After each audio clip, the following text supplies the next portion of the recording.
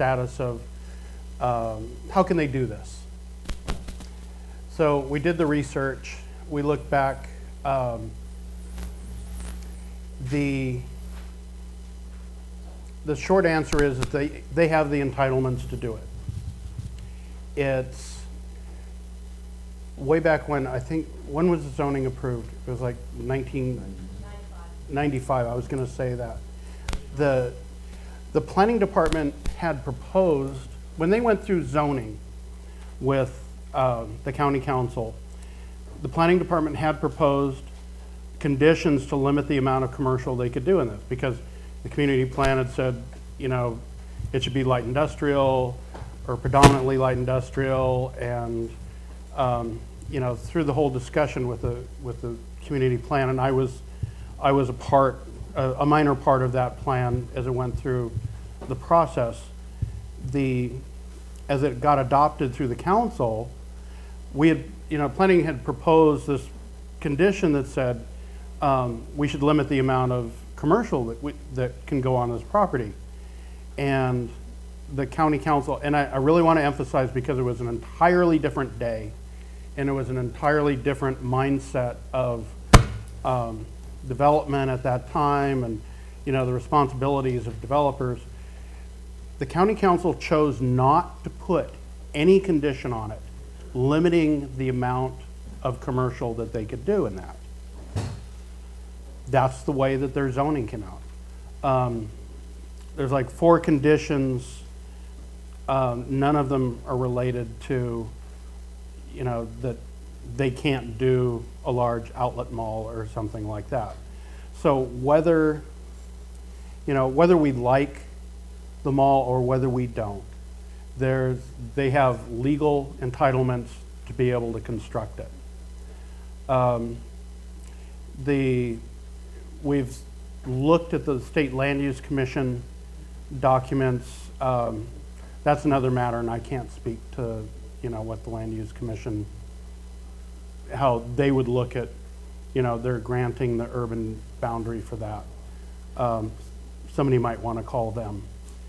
So, I mean, I'm really not trying to punt.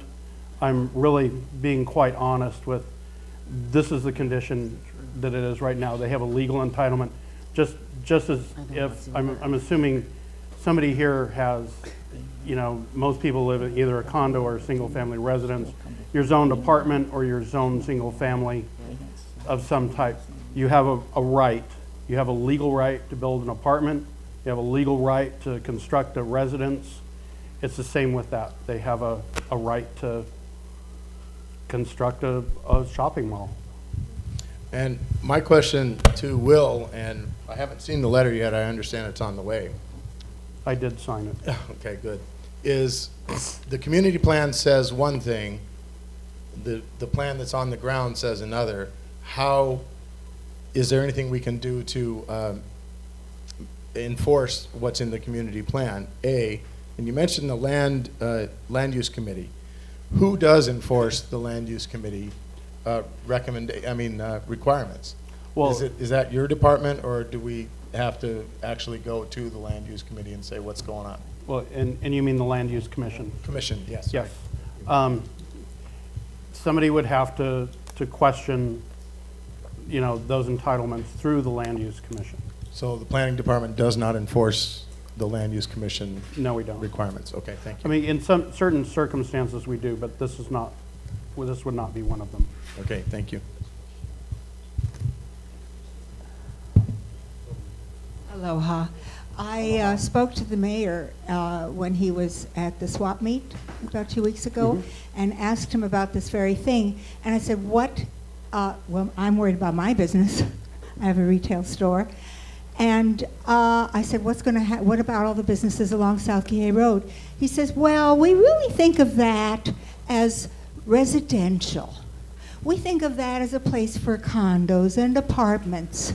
We don't think of South Maui as South Kihei Road rather, as business, or we don't plan on having it as that. Now, that was how I came out of the conversation. And also, I'm wondering, what was this fast track business? I understand it was put on the fast track. It wasn't? That's what I read. I don't know. That's why I'm asking. People hear a lot about the term fast track. And first off, I can't comment on whatever the mayor said or did not say, because I wasn't there. The term fast track is used a lot for housing developments. There's usually some controversy surrounding them. It's sort of a misnomer about fast tracking.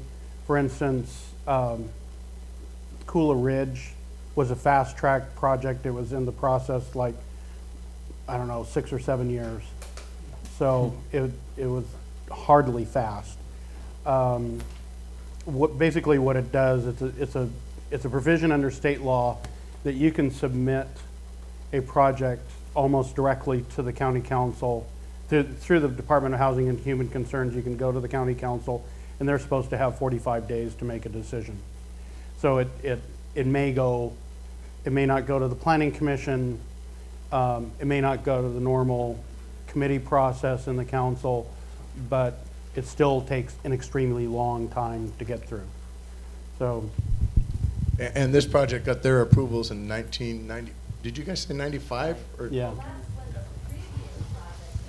Well, I'm sorry, the land got the zoning in 1995 That's when the or zoning 7 or was- somewhere around there. Yeah.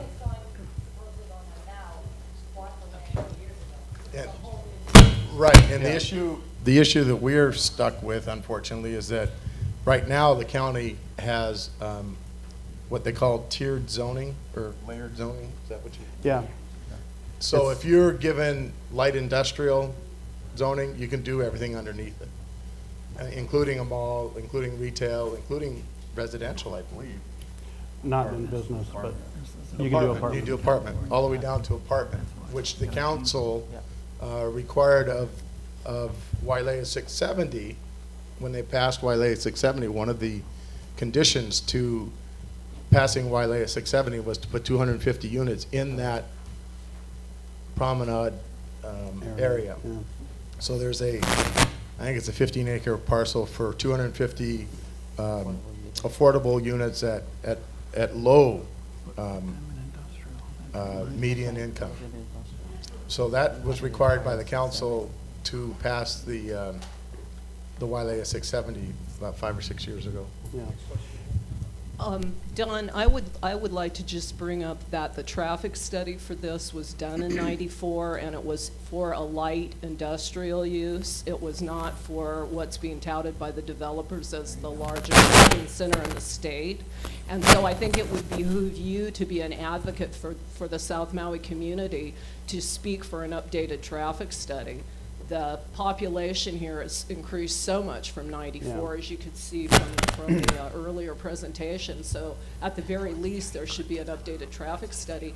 And I would also point out that what the Land Use Commission's conditions on this, the county can look to uphold those. And one of the conditions was for a frontage road on the property. Right now, there's nothing in the plan for a frontage road. So I think the county really could listen to the community and make this new use have to go through some scrutiny. If we could please keep it to one question, make it a question, please. Tom, why the double standard?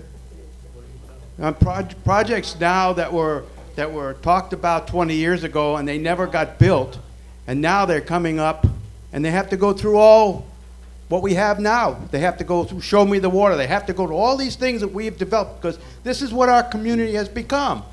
The general plan, our community plan is the law of the land. It's going to be the law of the land. So now here we are in 2012, and this thing was back there in 1995. It doesn't meet our standards today. So why do we say, yeah, okay, you got to have it? They have entitlements. Something is wrong because 670 and all those had to go through all the hoops, all the latest things. And now you're saying these guys get a pass? Something is wrong. Something is wrong with that. And then we got to look at that. This is our community now. It's changed. We've come to this point. We know what we want. We know what our community wants. What happened 15, 20 years ago shouldn't apply. Shouldn't apply. That's my question. Double standard. There's a double standard here. Okay. Why? But, okay, I'll just say, when, I understand the sentiment. I really do. I share concerns about it. I used to be a consultant on a project where, not too far away from where Mr. Trotto lives. And the zoning on that property, the zoning in Kihei was passed like in the 60s. 69. Chris was there. He probably directed that way. But it's, you know, so you can't say something that was granted a long time ago doesn't apply now. Yes, you can. Okay, when, That's our job as human beings, to Okay. deal with what's in front of you. And when you're telling us that we can't do that, so why even have a meeting? well, okay, what I'm saying is when zoning is granted for the homes that everybody lives in here or the condos, and probably most of the stores that, you know, everybody shops in, the zoning was granted a long time ago, in the 60s. Those things are still in effect today.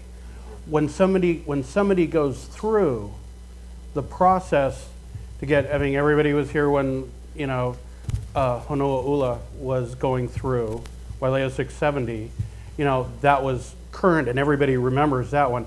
That's the process that, you know, all developers pretty much have to go through to obtain zoning and obtain the legal right to construct on their property. That doesn't go away. That's when your house is zoned R2 or R3, that stays with that house. It's not going to go away. And that's part of the legal entitlement process. And to answer Mike's question is, in 15, whatever, 20 years ago, whenever it was, they went through the same process that Wailea 670 went through 5, 6 years ago, however many years ago.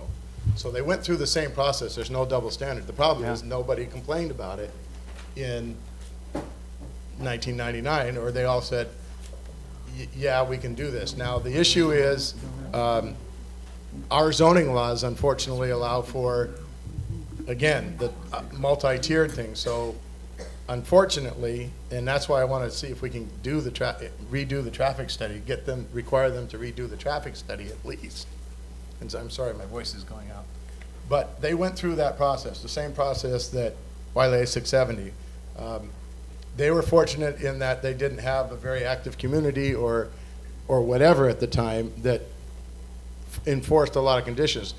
You know, McKenna got 46, something like that, 47 conditions on it. This project had 4, and they're real crummy conditions. Yeah, They're not even the standard conditions anymore. So that's part of, those are some of the things that we're trying to find out ways we can do it. It's, you know, we've been warned by our lawyers that it's a taking. It would be considered a taking if we grant somebody the ability to do something and then we take that away. Unless we put conditions on, which is what this council's starting to do, is they're saying, okay, you can do this project, but you got to start with this in this amount of time, and you got to end in this amount of time, or else it's up for revisiting. and I'll, real brief, just on what Councilman Couch is saying is 4 conditions back in 95, you know, 20, 30 conditions is typical on a large project now. That's sort of how the thinking has changed. As I said, you know, a lot has changed in that amount of time. I think part of the problem is, and we're trying to correct some of this in the upcoming general plan and Maui Island plan, is that there is no review process once this, you know, once zoning is granted. There's no review, I mean, specifically for cases like this. So we're looking to resolve some of those things. I'm sorry, sir, I took your time. That's okay. There's a thing called commercial plan development, and industrial plan development permits that most other places in the world use, and obviously